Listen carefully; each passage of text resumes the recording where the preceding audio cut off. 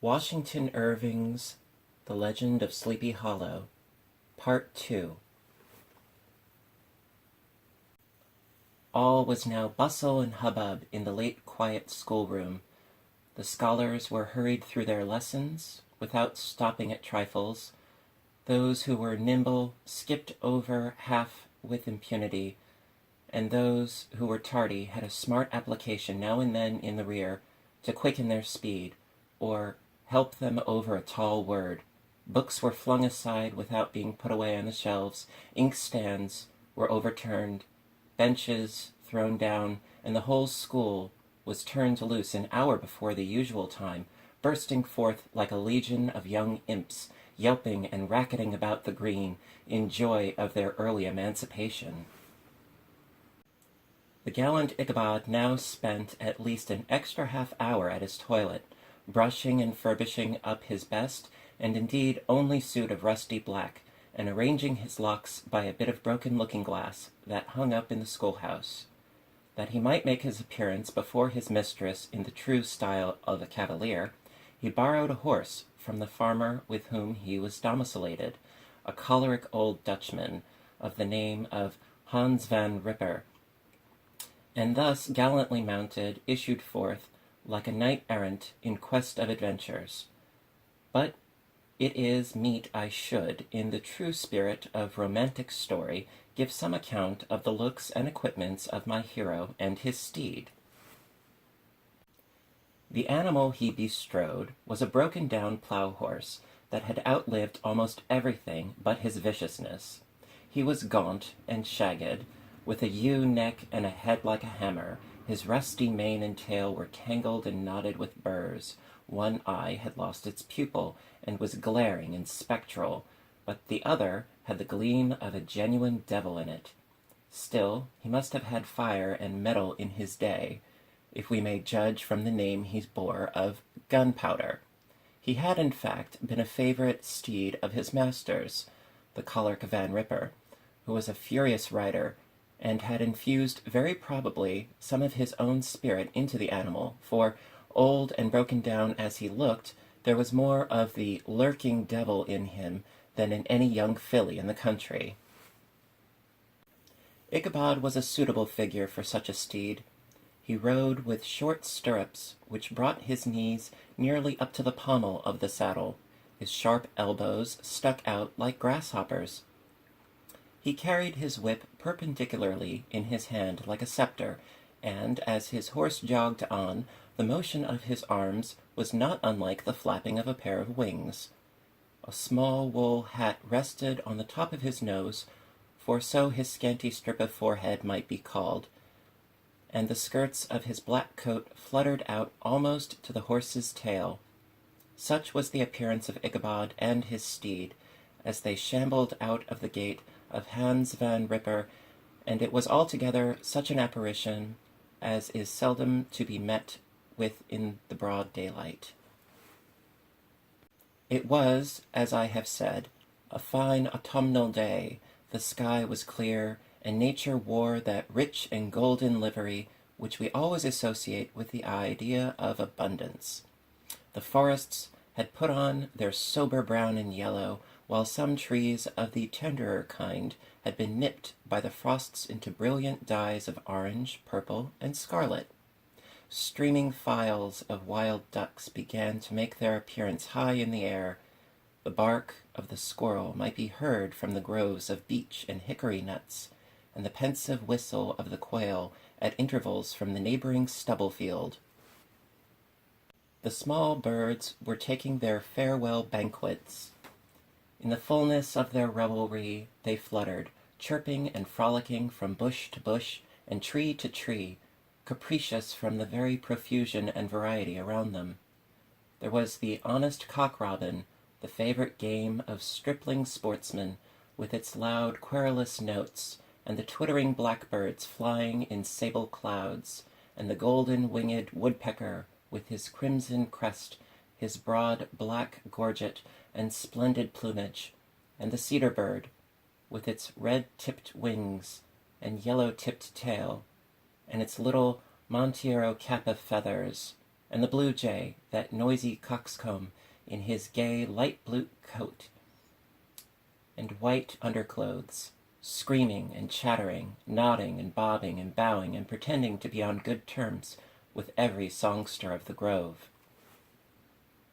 As Ichabod jogged slowly on his way, his eye, ever open to every symptom of culinary abundance, ranged with delight over the treasures of jolly autumn. On all sides he beheld vast store of apples, some hanging in a press of opulence on the trees, some gathered into baskets and barrels for the market, others heaped up in rich piles for the cider press.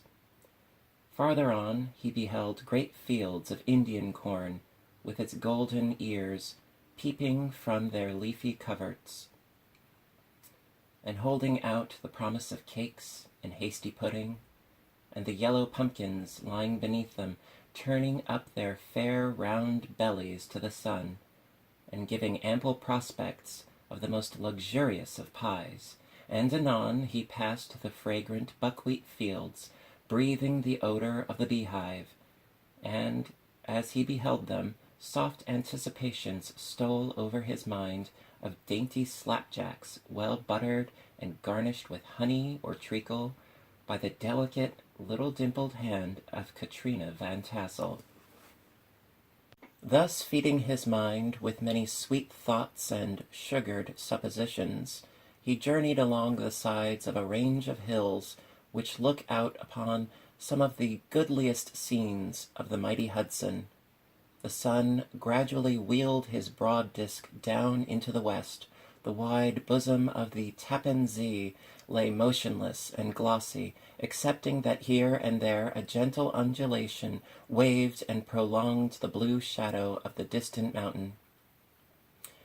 A few amber clouds floated in the sky, without a breath of air to move them. The horizon was of a fine golden tint, changing gradually into a pure apple green, and from that into the deep blue of the mid-heaven. A slanting ray lingered on the woody crests of the precipices that overhung some parts of the river, giving greater depth to the dark gray and purple of their rocky sides. The sloop was loitering in the distance, dropping slowly down with the tide, her sail hanging uselessly against the mast, and as the reflection of the sky gleamed along the still water, it seemed as if the vessel was suspended in the air. It was toward evening that Ichabod arrived at the castle of the Heer Van Tassel, which he found thronged with the pride and flower of the adjacent country, old farmers, a spare leathern-faced race in homespun coats and breeches, blue stocking, huge shoes, and magnificent pewter buckles, their brisk, withered little dames in close-crimped caps, long-waisted short gowns, homespun petticoats with scissors and pincushions, and gay calico pockets hanging on the outside. Buxom lasses, almost as antiquated as their mothers, excepting where a straw hat, a fine ribbon, or perhaps a white frock gave symptoms of city innovation. The sons, in short, square-skirted coats with rows of stupendous brass buttons, and their hair generally queued in the fashion of the times, especially if they could procure an eel skin for the purpose, it being esteemed throughout the country as a potent nourisher and strengthener of the hair. Brom Bones, however, was the hero of the scene, having come to the gathering on his favorite steed, Daredevil, a creature like himself full of mettle and mischief, and which no one but himself could manage. He was, in fact, noted for preferring vicious animals, given to all kinds of tricks, which kept the rider in constant risk of his neck, for he held a tractable, well-broken horse as unworthy of a lad of spirit. Fain would I pause to dwell upon the world of charms that burst upon the enraptured gaze of my hero as he entered the state parlor of Van Tassel's mansion, not those of the bevy of buxom lasses with their luxurious display of red and white, but the ample charms of a genuine Dutch country tea-table in the sumptuous time of autumn. Such heaped-up platters of cakes in various and almost indescribable kinds, known only to experienced Dutch housewives.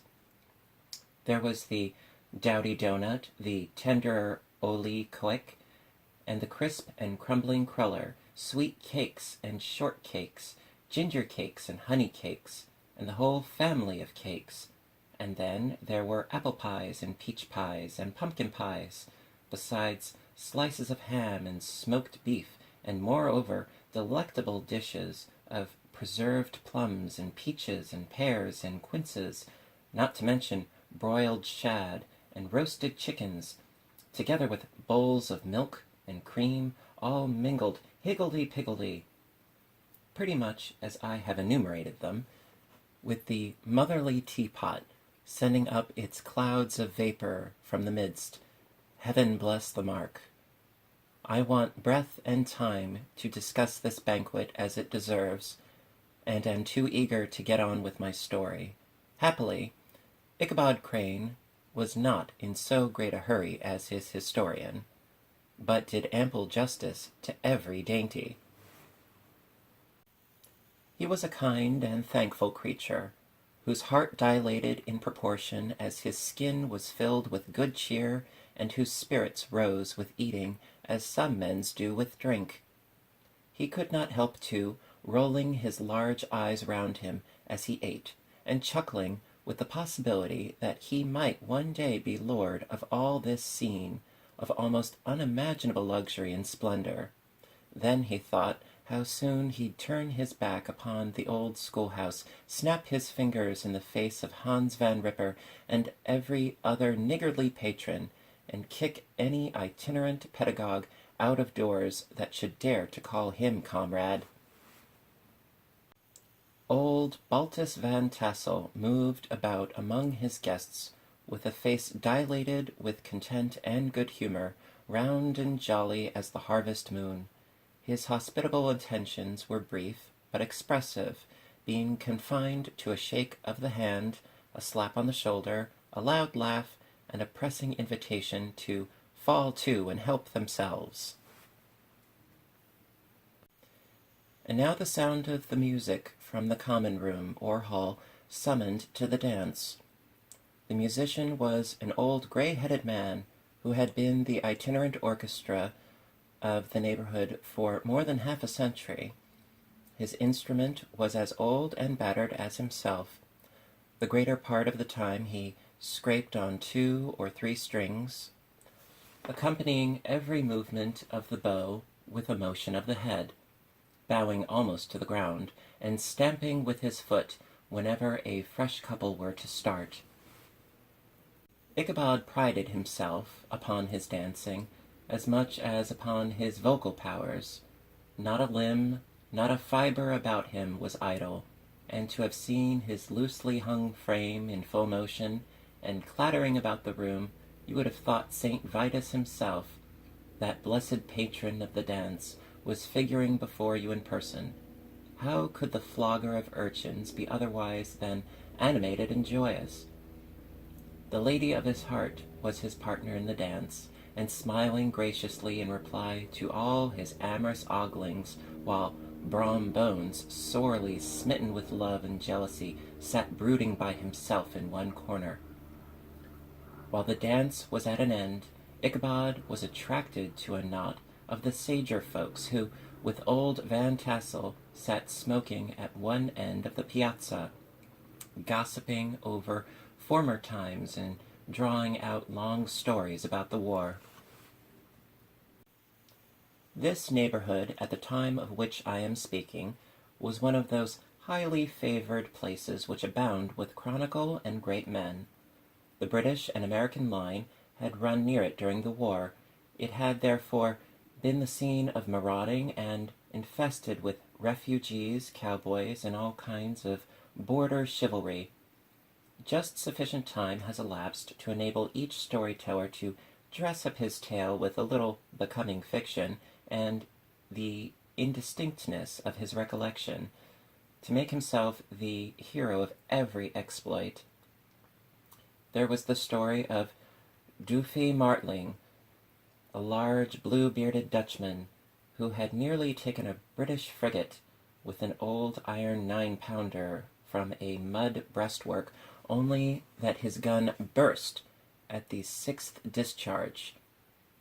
And there was an old gentleman, who shall be nameless, being too rich a mynheer to be lightly mentioned, who, in the battle of White Plains, being an excellent master of defence, parried a musket ball with a small sword, insomuch that he absolutely felt it whiz round the blade and glance off at the hilt, in proof of which he was ready at any time to show the sword, with the hilt a little bent.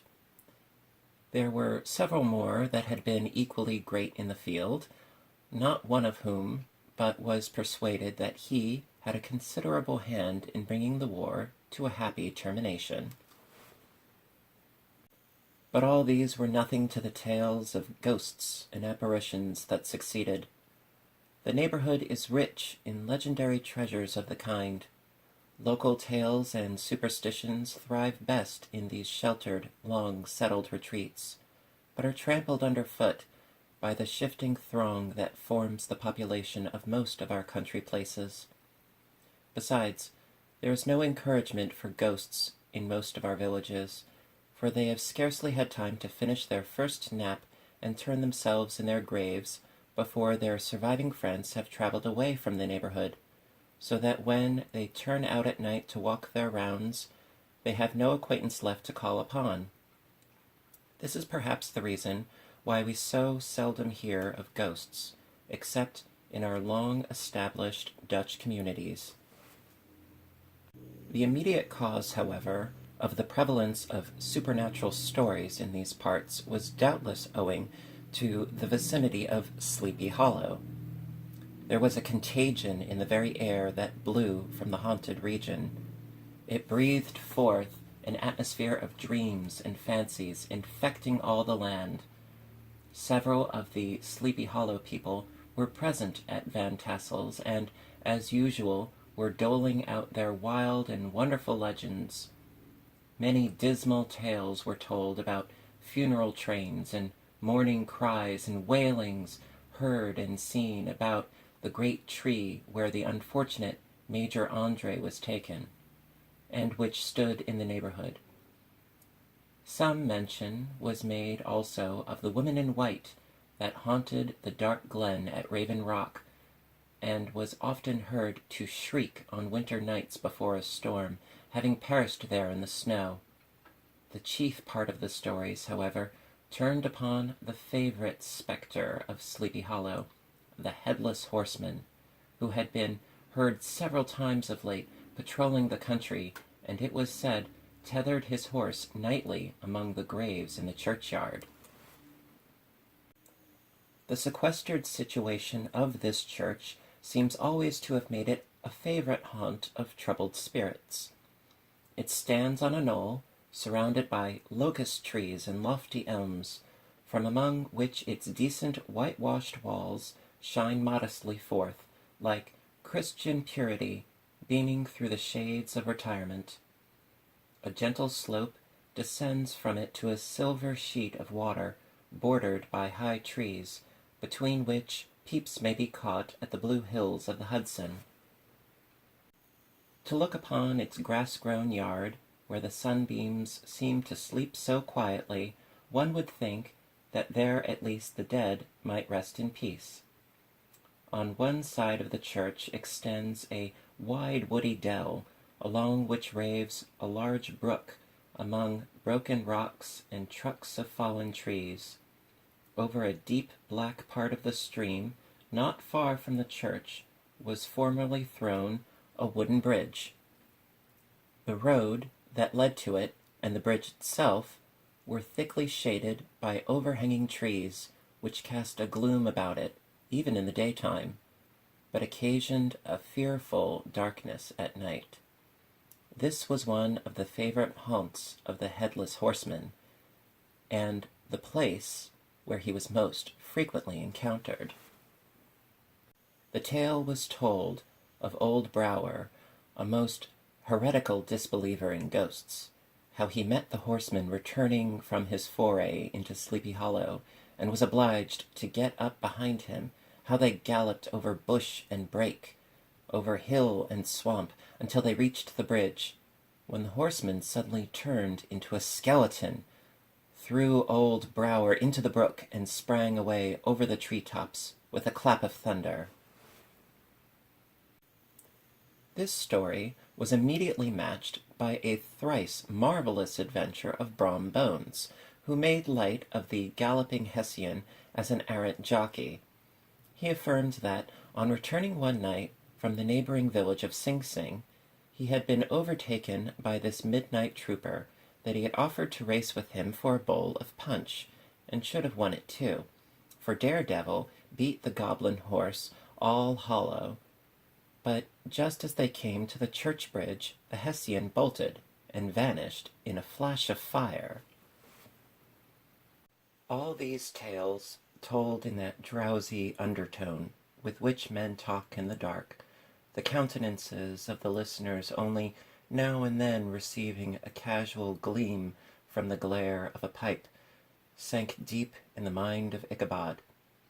He repaid them in kind with large extracts from his invaluable author, Cotton Mather, and added many marvelous events that had taken place in his native state of Connecticut, and fearful sights which he had seen in his nightly walks about the Sleepy Hollow.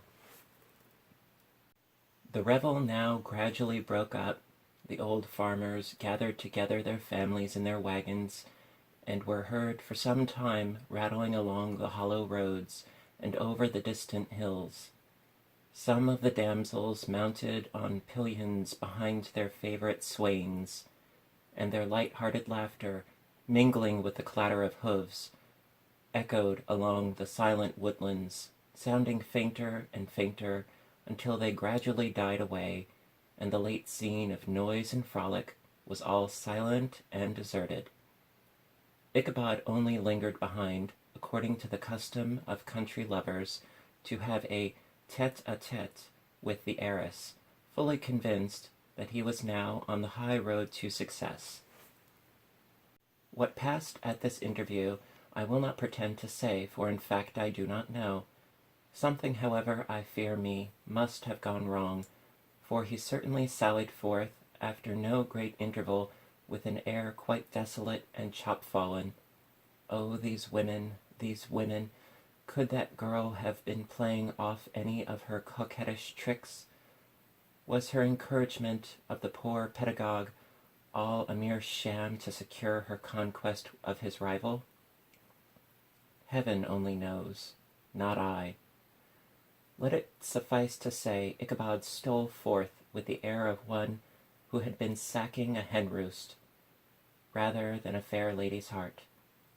Without looking to the right or left to notice the scene of rural wealth on which he had so often gloated, he went straight to the stable, and with several hearty cuffs and kicks roused his steed most uncourteously from the comfortable quarters in which he was soundly sleeping, dreaming of mountains of corn and oats and whole valleys of timothy and clover.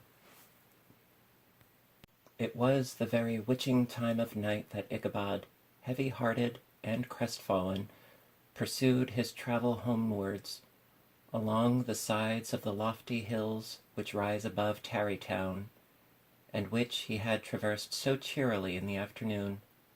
The hour was as dismal as himself. Far below him the Tappan Zee spread its dusky and indistinct waste of waters, with here and there the tall mast of a sloop riding quietly at anchor under the land.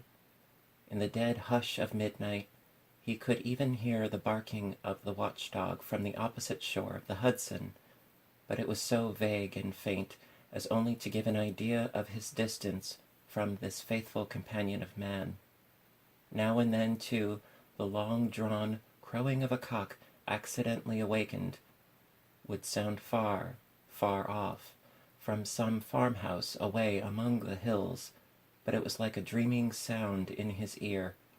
No signs of life occurred near him, but occasionally the melancholy chirp of a cricket, or perhaps the guttural twang of a bullfrog from a neighboring marsh, as if sleeping uncomfortably and turning suddenly in his bed. All the stories of ghosts and goblins that he had heard in the afternoon now came crowding upon his recollection. The night grew darker and darker. The stars seemed to sink deeper in the sky, and driving clouds occasionally hid them from his sight. He had never felt so lonely and dismal. He was, moreover, approaching the very place where many of the scenes of the ghost stories had been laid. In the center of the road stood an enormous tulip tree, which towered like a giant above all the other trees of the neighborhood, and formed a kind of landmark. Its limbs were gnarled and fantastic, large enough to form trunks for ordinary trees, twisting down almost to the earth and rising again into the air. It was connected with the tragical story of the unfortunate André, who had been taken prisoner hard by, and was universally known by the name of Major André's tree. The common people regarded it with a mixture of respect and superstition, partly out of sympathy for the fate of his ill-starred namesake, and partly from the tales of strange sights and doleful lamentations told concerning it. As Ichabod approached this fearful tree, he began to whistle. He thought his whistle was answered. It was but a blast, sweeping sharply through the dry branches. As he approached a little nearer, he thought he saw something white hanging in the midst of the tree. He paused and ceased whistling, but on looking more narrowly, perceived that it was a place where the tree had been scathed by lightning, and the white wood laid bare. Suddenly he heard a groan. His teeth chattered, and his knees smote against the saddle. It was but the rubbing of one huge bough upon another, as they were swayed about by the breeze. He passed the tree in safety, but new perils lay before him. About 200 yards from the tree a small brook crossed the road and ran into a marshy and thickly wooded glen known by the name of Wiley Swamp. A few rough logs, laid side by side, served for a bridge over this stream. On that side of the road where the brook entered the wood, a group of oaks and chestnuts, matted thick with wild grapevines, threw a cavernous gloom over it. To pass this bridge was the severest trial. It was at this identical spot that the unfortunate André was captured, and under the covert of those chestnuts and vines were the sturdy yeomen concealed who surprised him. This has ever since been considered a haunted stream, and fearful are the feelings of the schoolboy who has to pass it alone after dark. As he approached the stream, his heart began to thump. He summoned up, however, all his resolution, gave his horse half a score of kicks in the ribs, and attempted to dash briskly across the bridge, but instead of starting forward, the perverse old animal made a lateral movement and ran broadside against the fence. Ichabod, whose fears increased with the delay, jerked the reins on the other side and kicked lustily with the contrary foot. It was all in vain. His steed started, it is true, but it was only to plunge to the opposite side of the road into a thicket of brambles and alder bushes. The schoolmaster now bestowed both whip and heel upon the starveling ribs of old Gunpowder. who dashed forward, snuffling and snorting, but came to a stand just by the bridge, with a suddenness that had nearly sent his rider sprawling over his head. Just at this moment, a plashy tramp by the side of the bridge caught the sensitive ear of Ichabod. In the dark shadow of the grove, on the margin of the brook, he beheld something huge, misshapen, black, and towering. It stirred not, but seemed gathered up in the gloom, like some gigantic monster ready to spring upon the traveler. The hair of the affrighted pedagogue rose upon his head with terror. What was to be done? To turn and fly was now too late, and besides, what chance was there of escaping ghost or goblin, if such it was, which could ride upon the wings of the wind? Summoning up, therefore, a show of courage, he demanded, in stammering accents, "Who are you?" He received no reply. He repeated his demand in a still more agitated voice. Still there was no answer. Once more he cudgelled the sides of the inflexible gunpowder, and, shutting his eyes, broke forth with involuntary fervor into a psalm tune.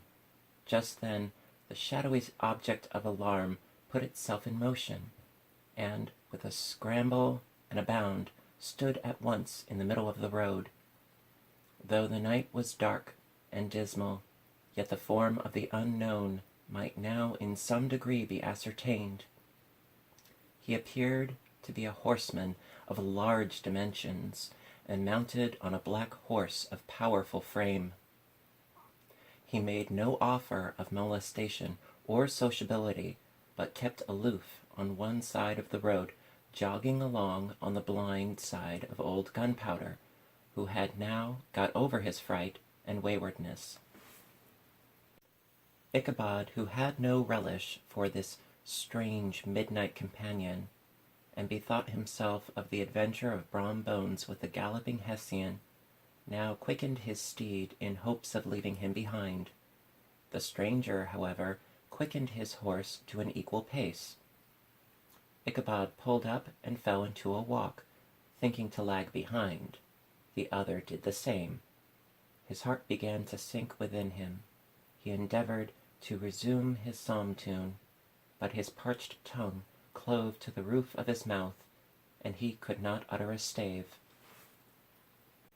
There was something in the moody and dogged silence of this pertinacious companion that was mysterious and appalling.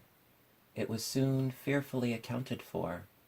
On mounting a rising ground, which brought the figure of his fellow traveler in relief against the sky, gigantic in height and muffled in a cloak, Ichabod was horror-struck on perceiving that he was headless. But his horror was still more increased on observing that the head, which should have rested on his shoulders, was carried before him on the pommel of the saddle. His terror rose to desperation. He rained a shower of kicks and blows upon Gunpowder, hoping by a sudden movement to give his companion the slip. But the spectre started full jump with him. Away then they dashed, through thick and thin, stones flying, and sparks flashing at every bound. Ichabod's flimsy garments fluttered in the air as he stretched his long, lank body away over the horse's head in the eagerness of his flight. They had now reached the road which turns off to Sleepy Hollow, but Gunpowder, who seemed possessed with a demon, instead of keeping up it, made an opposite turn, and plunged headlong downhill to the left. This road leads through a sandy hollow shaded by trees for about a quarter of a mile, where it crosses the bridge famous in goblin story, and just beyond swells the green knoll on which stands the whitewashed church. As yet the panic of the steed had given his unskilful rider an apparent advantage in the chase, but just as he had got halfway through the hollow, the girths of the saddle gave way, and he felt it slipping from under him. He seized it by the pommel and endeavored to hold it firm, but in vain, and had just time enough to save himself by clasping old Gunpowder round the neck. when the saddle fell to the earth, and he heard it trampled underfoot by his pursuer. For a moment the terror of Hans Van Ripper's wrath passed across the mind, for it was his Sunday saddle. But this was no time for petty fears. The goblin was hard on his haunches, and, unskilful rider that he was, he had much ado to maintain his seat, sometimes slipping on one side, sometimes on another, and sometimes jolted on the high ridge of the horse's backbone with a violence that he verily feared would cleave him asunder. An opening in the trees now cheered him with the hopes that the church bridge was at hand. The wavering reflection of a silver star in the bosom of the brook told him that he was not mistaken. He saw the walls of the church dimly glaring under the trees beyond. He recollected the place where Brom Bones's ghostly competitor had disappeared. "If I can but reach that bridge," thought Ichabod, "I am safe." Just then he heard the black steed panting and blowing close behind him. He even fancied that he felt his hot breath.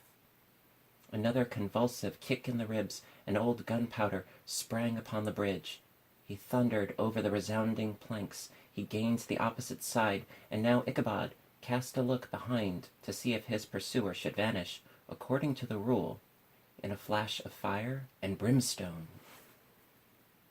Just then he saw the goblin rising in his stirrups, and in the very act of hurling his head at him, Ichabod endeavored to dodge the horrible missile, but too late. It encountered his cranium with a tremendous crash. He was tumbled headlong into the dust, and Gunpowder, the black steed, and the goblin rider passed by like a whirlwind. The next morning the old horse was found without his saddle, and with the bridle under his feet, soberly cropping the grass at his master's gate. Ichabod did not make his appearance at breakfast. Dinner hour came, but no Ichabod.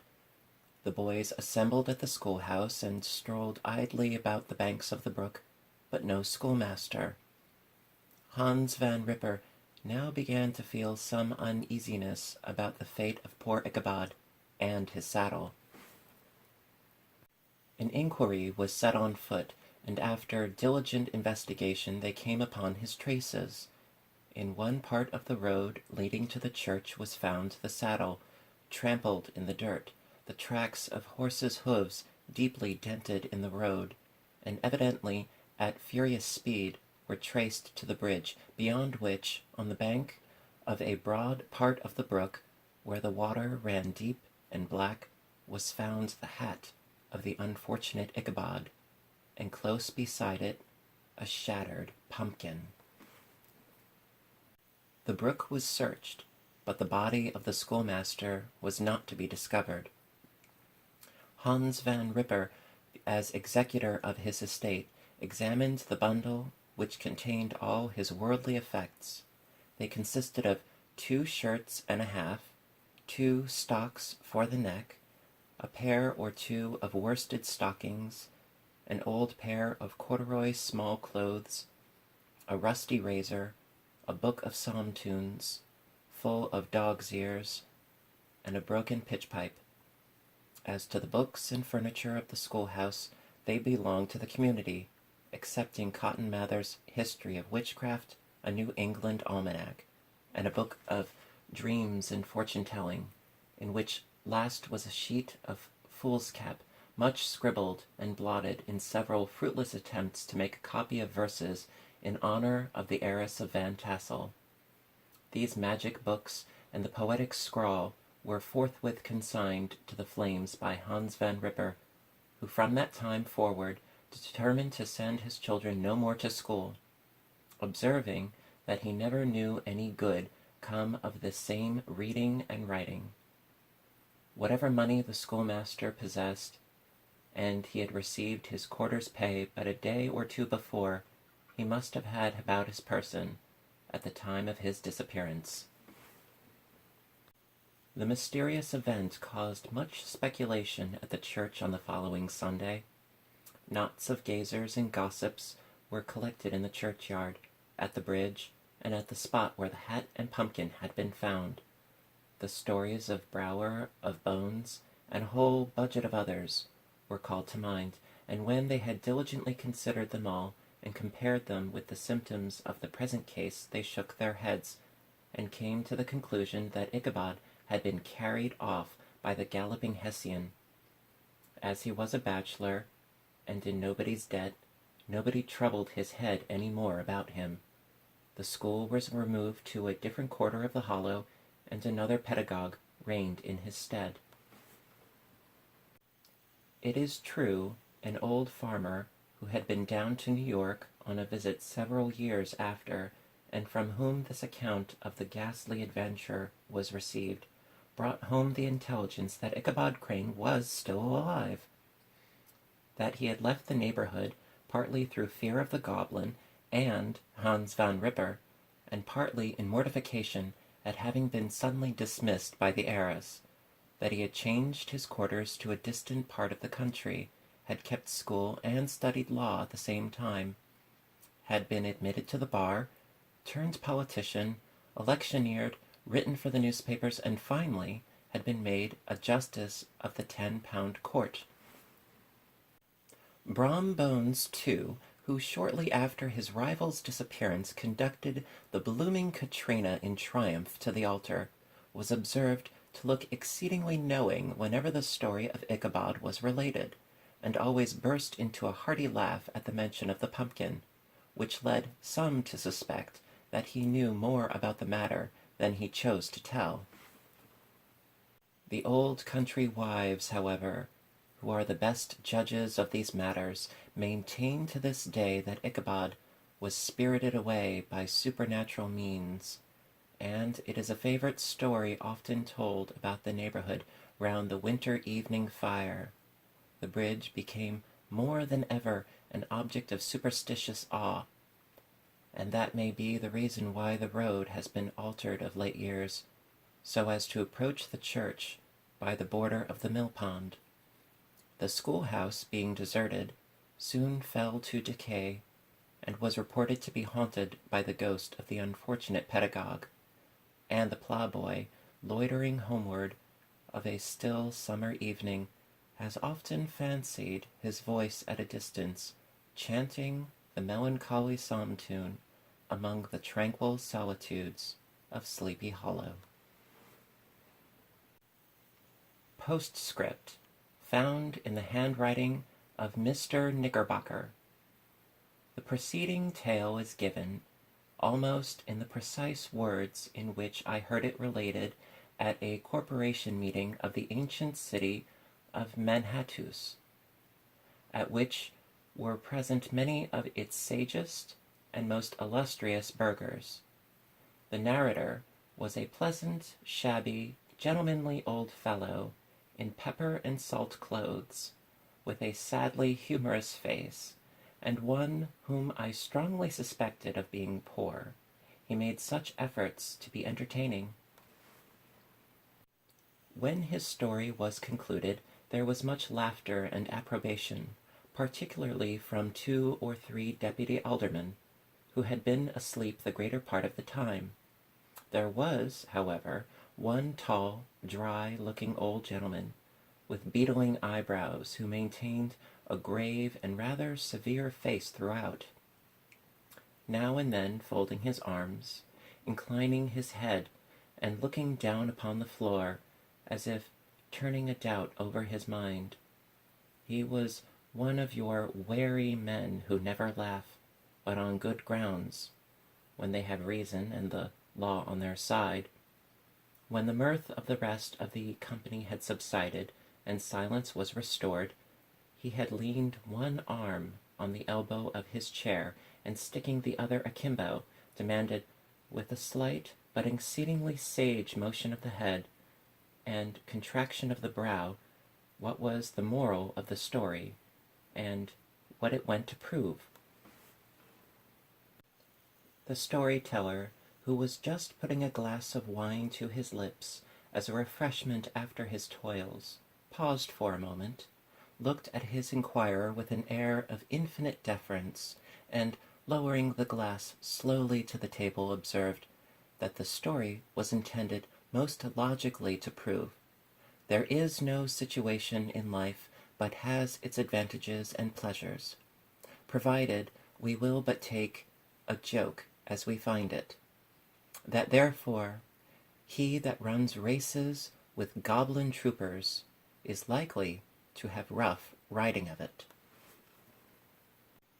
Ergo, for a country schoolmaster to be refused the hand of a Dutch heiress is a certain step to high preferment in the state. The cautious old gentleman knit his brows tenfold closer after this explanation, being sorely puzzled by the ratiocination of the syllogism, while methought the one in pepper and salt eyed him with something of a triumphant leer. At length he observed that all this was very well, but still he thought the story a little on the extravagant. There were 1 or 2 points on which he had his doubts. "Faith, sir," replied the storyteller, "as to that matter, I don't believe one half of it myself." D.K. from the sketchbook.